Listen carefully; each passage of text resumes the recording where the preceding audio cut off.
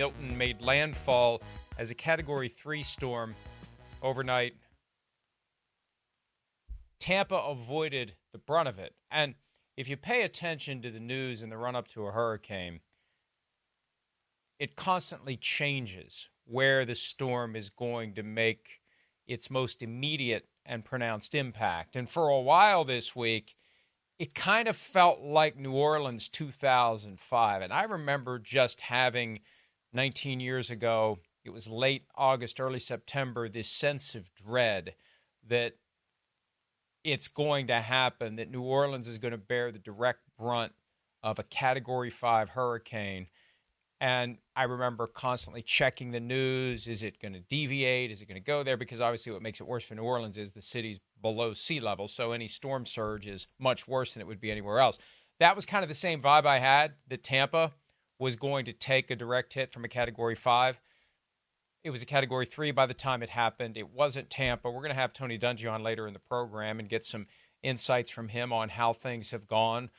It's just, as it's happening, and I think it creates anxiety for anyone in the entire country, even if you're well removed from the zone. Because can you imagine this reality that periodically you have to board up your house and get out and jostle for gas and sit in traffic, and when do we go? When do we not go? Are we overreacting? Are we underreacting?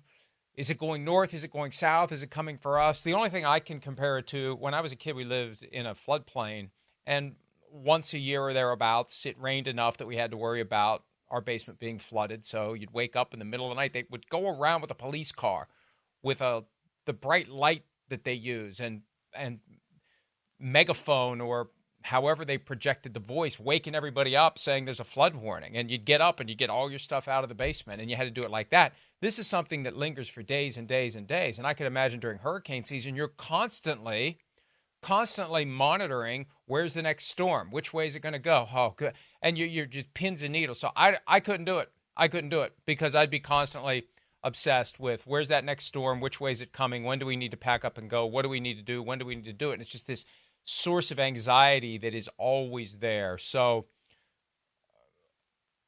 it hit not Tampa, but it still hit, and it caused a lot of damage, and we're going to hear about people losing their lives. That's inevitable in a situation like this, and we can only hope for the absolute best.